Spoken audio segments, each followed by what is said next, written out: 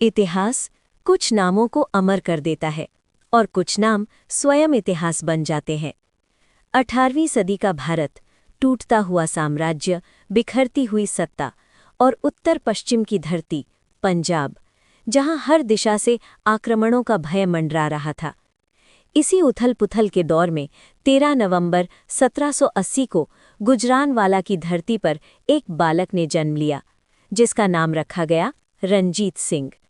किसे पता था कि ये बालक आने वाले समय में शेरे पंजाब कहलाएगा। बचपन आसान नहीं था। छोटी उम्र में ही चेचक की बीमारी ने उनकी एक आंख की रोशनी छीन ली। चेहरा भी बीमारी के निशानों से भर गया। लेकिन किसी ने ये नहीं देखा कि उनकी दृष्टि आंखों में नहीं, उनकी सोच में थी।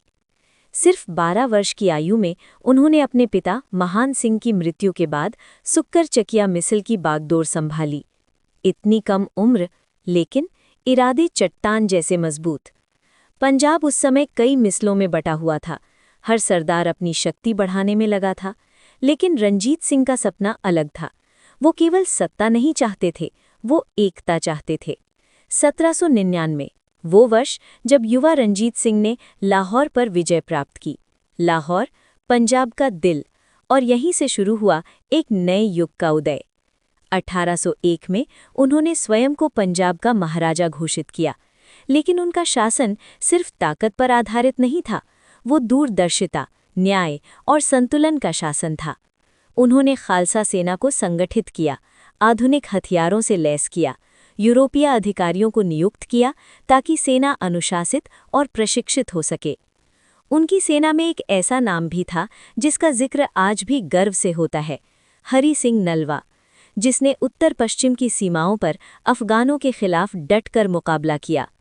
रंजीत सिंह के शासन में पंजाब की सीमाएं कश्मीर से पेशावर तक फैल गईं, लेकिन उन्होंने कभी भी आम जनता पर अत्याचार नहीं होने दिया। उनके दरबार की सबसे बड़ी विशेषता थी धार्मिक सहिष्णुता। उनके मंत्रिमंडल में हिंदू भी थे, मुस्लिम भी, सिख भी। उनके लिए प्रजा ही सर्वोपरि थी। अमृतसर स्थित गोल्डन टेम्पल को सोने से मढ़वाने का श्रेय भी महाराजा रंजीत सिंह को ही जाता है। लेकिन यही महाराजा मस्जिदों की मरम्मत के लिए भी धन देते थे, मंदिरों के लिए भी दान करते थे। उनका साम्राज्य सिर्फ शक्ति का नहीं, समानता का प्रतीक था। उनके पास था विश्व प्रसिद्ध हीरा कोहिनूर, लेकिन वो जानते थे कि असली हीरा जनता का विश्वास होता है। रंजीत सिंह स्वयं साधारण जीवन जीते थे, न अधिक आडंबर, न राजसी दिखावा। उनकी सबसे बड़ी पहचान थी उनकी सादगी और उनका साहस। ब्रिटिश साम्राज्य उस समय भारत में अपनी जड़ें मजबूत कर रहा था, लेकिन रंजीत सिंह ने कूटनीति और समझदारी से ब्रिटिशों के साथ संधि की। उन्होंने युद्ध वहीं किया जहां आवश्यक था, और शांति वहीं रखी जहां बुद्धिमानी थी।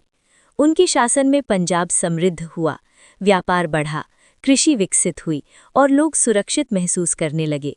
लेकिन समय किसी के लिए नहीं रुकता।